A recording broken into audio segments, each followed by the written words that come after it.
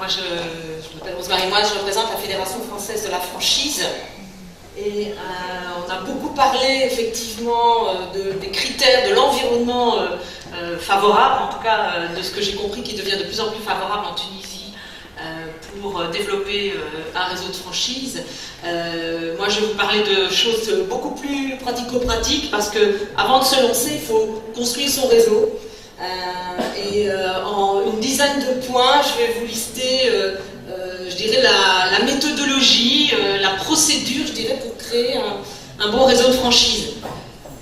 Je commence par la définition, mais on va y aller très vite parce que c'est une définition qu'on a déjà donnée en début de journée.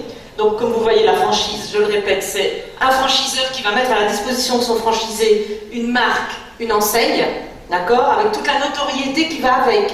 Quand on demande aux franchisés pourquoi ils rejoignent un réseau de franchise en France, la première chose qu'ils citent, c'est la marque. Parce que je veux travailler avec une marque, parce que je veux m'allier à une marque, parce que la marque fait venir du client, parce que grâce à la notoriété, grâce au fait que cette marque est connue du grand public, eh bien le client rentre spontanément dans le point de vente. On a parlé, je ne sais plus qui a parlé d'Yves Rocher, celui qui a parlé d'Yves Rocher. Quand vous rentrez dans un magasin Yves Rocher, vous ne rentrez pas dans le magasin parce que vous connaissez nécessairement la personne qui gère le magasin. J'allais dire, quelque part, vous vous en foutez, vous venez chercher le produit, d'accord? Après, il faut que le commerçant fasse son boulot correctement. Mais la marque fait venir du client et ça permet à un franchisé de démarrer rapidement. Le franchiseur va mettre à la disposition son concept, donc tout ce qu'il a pris le temps de modéliser et on va y revenir, son savoir-faire, hein, le cœur du sujet en tout cas pour nous, le cœur du système c'est le savoir-faire. C'est l'expérience, c'est les méthodes, les méthodologies, ce qui fait que, comme disait M. Vin, ça va aller plus vite, on ne va pas redémarrer tout de zéro, c'est pas la peine, il y en a un autre qui l'a fait pour vous avant. Donc on utilise la méthode qui a été testée auparavant. Et bien entendu, c'est aussi une assistance technique et commerciale, j'y reviendrai aujourd'hui aussi, parce que c'est ça aussi qui fait la qualité du franchiseur. Alors le franchiseur c'est une entreprise, hein, on l'a dit suffisamment ce matin, donc forcément cette entreprise elle doit faire du profit, elle doit fonctionner.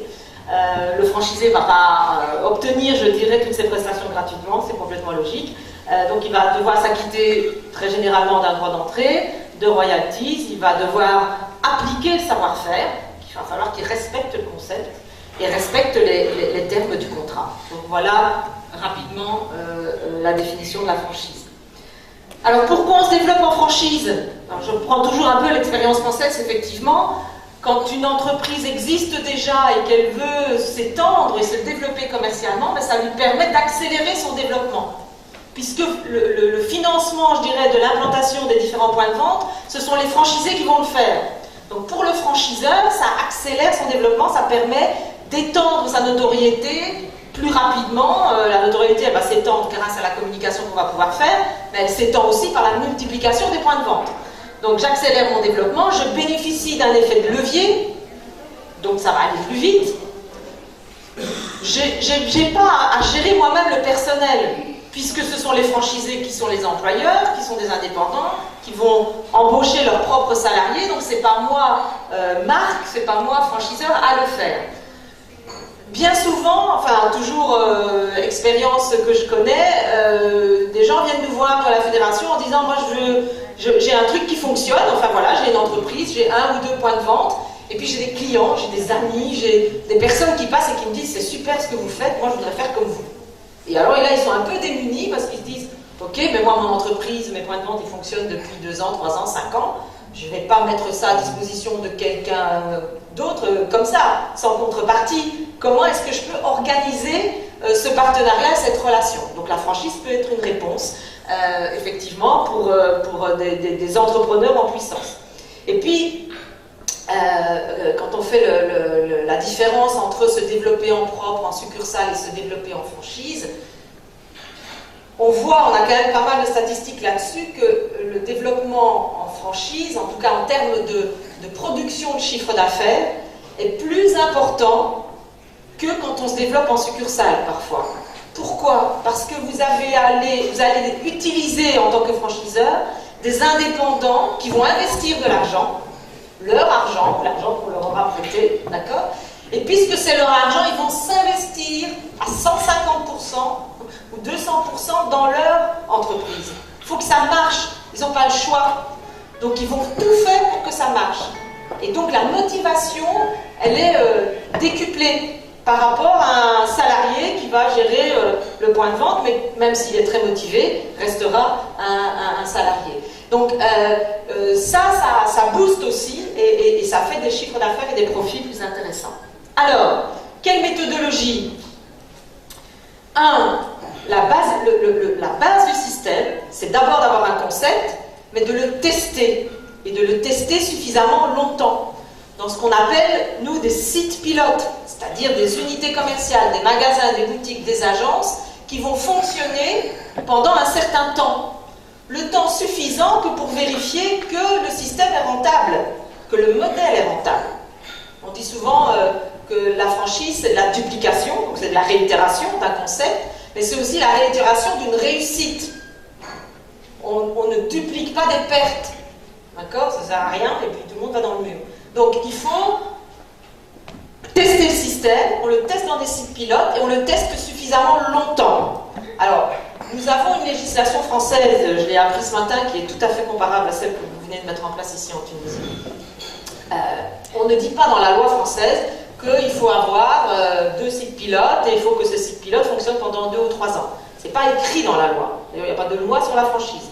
On est moins loin que vous finalement parce que nous on a juste une obligation précontractuelle, ça existe, mais il n'y a rien qui définit ce qu'il faut mettre dans un contrat de franchise de manière légale. D'accord ? Il y a la pratique, il y a la jurisprudence, il y a 40 ans derrière nous, mais il n'y a rien. Donc on ne dit pas qu'il faut 2 ou 3 ans de site pilote. Mais le bon sens veut, et aujourd'hui c'est ce que nous on préconise bien entendu, que les sites pilotes existent et fait leur preuve. On valide ensuite l'existence du savoir-faire et de sa transmissibilité.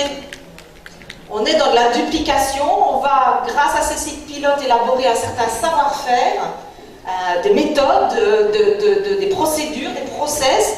Il faut que ceux-ci soient transmissibles, il faut pouvoir les transmettre à ces franchisés. Sinon les franchisés ne pourront pas les appliquer, ils ne pourront pas dupliquer le modèle. Et il faut que ce soit transmissible dans des conditions, j'allais dire, économiques, matérielles, humaines, un peu normales. D'accord ? Il ne faut pas que ce soit un modèle qui ne puisse exister que dans une ville en particulier ou que pour transmettre le savoir-faire, il faut avoir des franchisés qui ont fait Bac plus 25 et qui ont tel type d'expérience, etc. Non, il faut quelque chose qui soit relativement facilement transmissible.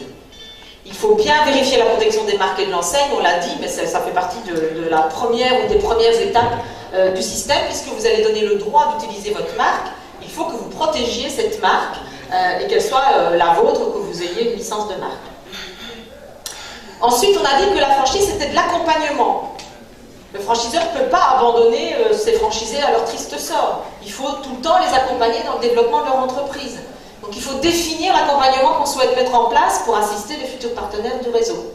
À quel niveau, à quelle fréquence, quels moyens on va mettre en place pour accompagner ces franchisés. Il y va dans l'intérêt de la pérennité du réseau. Maître nous a parlé de différents types de contrats. Ils sont moins aboutis que celui de la franchise. D'accord ? Ils ont des avantages, mais aussi des inconvénients. Et un des inconvénients, c'est que si on ne borde pas un peu l'accompagnement, le franchisé peut avoir des velléités à faire les choses un peu comme il le sent. Et donc, par rapport à l'essence même et au contenu de la marque, il peut y avoir des déviances qui ne seront pas bonnes, qui seront bonnes pour personne. Choisir avec l'aide d'un spécialiste, et je vois qu'il y en a ici, la forme juridique la plus appropriée pour son réseau, et ça c'est vraiment une question de projet, une question de stratégie. Réaliser un business plan pour valider la rentabilité du modèle pour le franchiseur et le franchisé. La franchise c'est une relation gagnant-gagnant. Il faut que tout le monde s'y retrouve. Le franchiseur c'est une entreprise indépendante, il faut qu'elle gagne de l'argent. Le franchisé c'est une entreprise indépendante, il faut qu'elle gagne de l'argent. Donc un franchiseur, avant de se lancer, doit faire son propre business plan en tant que franchiseur. Déterminer un rythme de développement, une stratégie de développement. Déterminer les conditions financières d'accès à son réseau. Il va mettre, j'allais dire, ses rentrées potentielles en face de dépenses qui vont être des dépenses d'accompagnement de réseau. Et il faut que ça s'équilibre, bien entendu. Et en face, il faut faire aussi l'exercice préalable du business plan, j'allais dire type du franchisé, pour s'assurer que celui-ci va bien gagner de l'argent. Parce que si le franchisé ne gagne pas d'argent, ben, soit il va disparaître, soit il ne va pas renouveler ce contrat, il ne va pas vouloir continuer avec la marque, ce qui veut dire que la marque en elle-même, l'entreprise du franchiseur, au bout d'un certain temps, va péricliter également. Donc il faut bien s'assurer que les deux côtés, les deux parties soient gagnantes. Faire le point sur ses ressources humaines, matérielles et financières pour le lancement du réseau. C'est vrai qu'on pourrait croire que devenir franchiseur, effectivement, c'est plus avantageux financièrement parce que c'est pas moi, en tant que franchiseur, qui vais financer l'implantation et l'ouverture de chaque point de vente, bien sûr, mais n'empêche que ce n'est pas une opération financière zéro. Il va falloir mettre en face, justement pour le développement, pour l'accompagnement, ben, il faut mettre des ressources humaines en place, matérielles et donc financières. Donc le franchiseur doit aussi se faire financer. Généralement, il dispose pas non plus de toute l'enveloppe financière nécessaire que pour réaliser l'opération. Et puis le financement, il va se faire aussi par étapes en fonction de l'évolution du réseau et de son développement. Donc ça va venir, j'allais dire, il va y avoir des enveloppes successives qui vont être nécessaires pour assurer le développement. On voit parfois en France des réseaux qui s'arrêtent à un moment donné, au bout d'un certain nombre de franchisés, parce qu'ils n'ont plus l'argent pour pouvoir continuer le développement, parce qu'il faut mettre en place des réseaux informatiques, parce qu'il faut mettre en place plus de communication, plus d'outils, et que malheureusement ils sont un peu secs à ce moment-là. Alors réaliser avec l'aide de spécialistes toujours les outils du réseau, donc on a parlé du contrat, du document d'information précontractuelle, des manuels opératoires, ça c'est une étape fondamentale aussi je dirais préalable au lancement de l'activité, c'est d'écrire son manuel opératoire. Le franchisé a besoin de connaître le savoir-faire, et ce savoir-faire va passer par la remise de manuel opératoire qu'il va falloir écrire, c'est-à-dire toutes les procédures, les process indispensables à la mise en application du savoir-faire.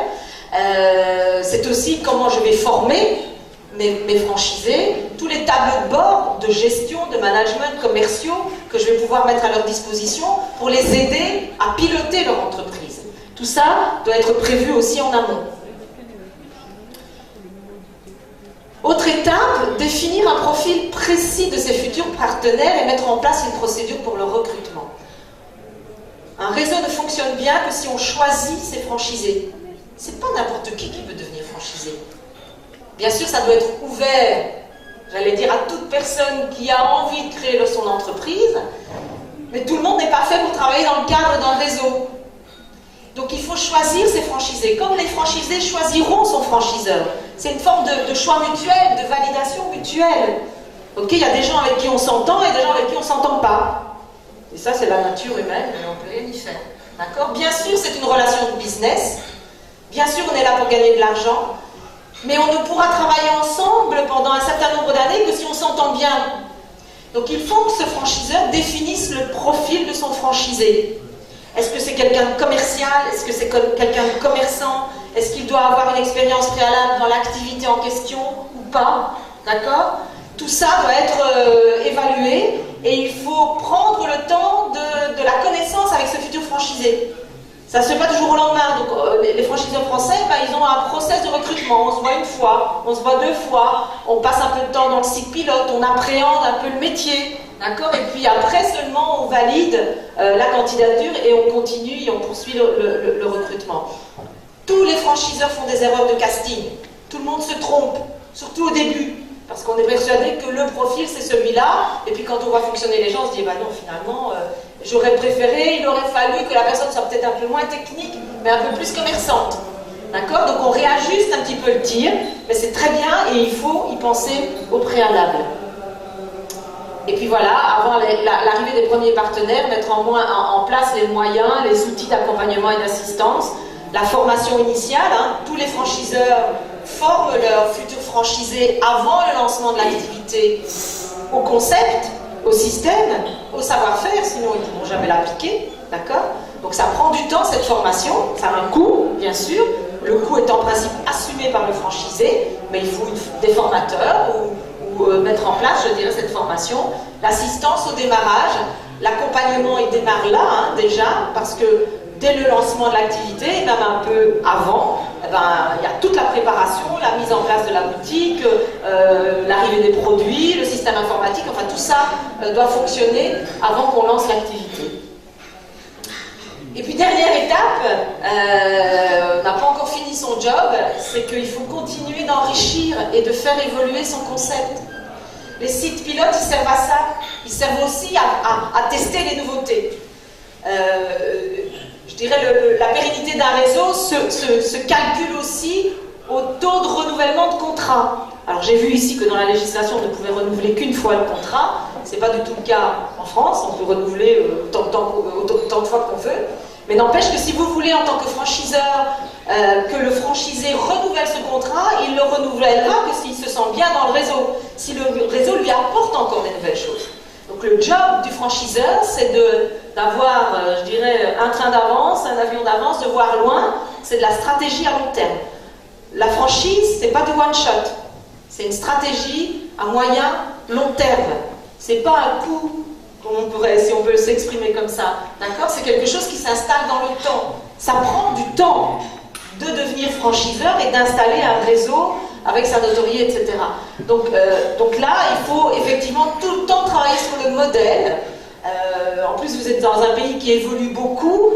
Partout, les consommateurs évoluent, les techniques, les technologies évoluent. Donc il faut adapter en permanence son concept à toutes ces nouveautés. Et c'est ça qui fera le succès du réseau. Si je voulais résumer, je dirais le réseau, enfin le métier de franchiseur d'une certaine manière, voilà, c'est j'ai une idée, j'ai un concept, je le mets en place, je développe un savoir-faire, je le teste, je le duplique moi-même, j'ai plusieurs sites pilotes, je vérifie la rentabilité. Une fois que j'ai fait ça, là je suis prêt à lancer le réseau. Donc vous voyez que tout ce qui est en bleu, ça prend du temps, ça ne se fait pas tout de suite, ça. D'accord? Je suis prêt à ce moment-là à lancer le réseau, je commence à me développer, et puis j'arrive dans la partie verte. Là, j'entame réellement mon métier de franchiseur. Et là, je vais animer, manager le réseau et le faire évoluer. Ça m'amène à dire que être franchiseur, c'est un vrai métier. Ça ne s'improvise pas. On est d'abord entrepreneur local, je dirais, et après on change de métier. Donc c'est un double métier, c'est un métier, une maîtrise technique, je dirais, du concept, ça c'est clair, mais c'est aussi et surtout un management d'indépendants, de franchisés indépendants. Et c'est très spécifique, on ne manage pas des salariés, on manage des indépendants qui ont payé pour devenir indépendants dans le réseau, qui ont droit à un certain nombre de prestations, qui sont en droit d'attendre un certain nombre de prestations, et toute la pérennité du réseau, elle sera construite autour de ça. Et c'est pour ça que je suis très heureuse de collaborer avec le centre d'affaires de Sfax pour justement, enfin, moi et la fédération et notre académie de la franchise, puisqu'on en a une, dont je suis responsable, on va aider les futurs franchiseurs à comprendre ça et à se former à ce métier de franchiseur. Bien souvent, quand ça ne marche pas, c'est ça, c'est qu'on n'a pas réussi à gérer ces indépendants. Okay, qui n'ont pas été satisfaits de la prestation et qui finalement partent voir ailleurs ou redeviennent indépendants classiques après. Donc c'est vraiment cette compréhension du double métier qu'il faut avoir et qui fait que la franchise devient pérenne. En France, il y a beaucoup de réseaux qui se créent chaque année, mais il y en a aussi beaucoup qui meurent chaque année. D'accord? Donc c'est pas simple. Mais c'est très, je dirais, très exaltant quand on permet en tant que franchiseur à des indépendants de se construire, de grandir, d'évoluer et de voir comme ça sa marque et son réseau progresser. La franchise, c'est je dirais, un jeu collectif. On ne peut fonctionner que tous ensemble. Et c'est pour ça que j'appuie ce qui a été dit ce matin. Il faut avoir une instance qui représente le système dans son ensemble. Il faut une organisation professionnelle comme la fédération en est une. Il faut une organisation interne, il faut des bonnes pratiques pour justement porter je dirais, ce message et puis représenter le système auprès des futurs entrepreneurs que vous êtes sans doute. Voilà, je vous remercie de votre attention.